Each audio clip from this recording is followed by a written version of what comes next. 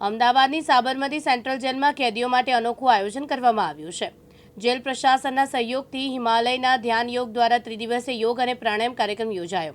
Sabarmati central જેલમાં યોજાયેલા ત્રિદિવસીય ધ્યાન યોગ કાર્યક્રમમાં કેદીઓને યોગ અને પ્રાણાયામનું માર્ગદર્શન આપવામાં આવ્યું હતું।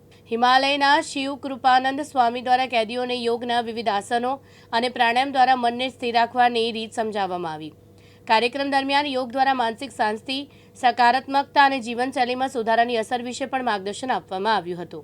અમદાવાદની સાબરમતી મધ્યસ્થ જેલ ખાતે અહીં પાકા કામ અને કાચા કામના કેદીઓ માટેની સૌથી પ્રથમ વખત આ શિવ કૃપાનંદ સ્વામીજી દ્વારા હિમાલયન સમર્પણ ધ્યાન યોગ શિબિરનું આયોજન કરવામાં આવેલું હતું। આ શિબિર છે 11, 12 અને 13, મતલબ કે ગઈકાલ, પરમ દિવસે અને આજ એમ કરીને 3 દિવસની ધ્યાન યોગ શિબિર હતી।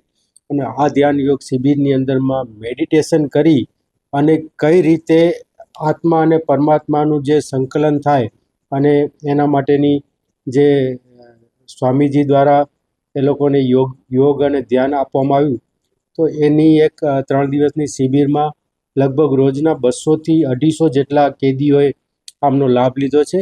અને એ લોકો પોતે આ ધ્યાન શિબિરને હવે આગળ પોતાની લાઈફસ્ટાઈલમાં બનાવશે, લાઈફસ્ટાઈલમાં એનું અનુપાલન કરશે, એના માટેનો એક સંકલ્પ લીધો છે।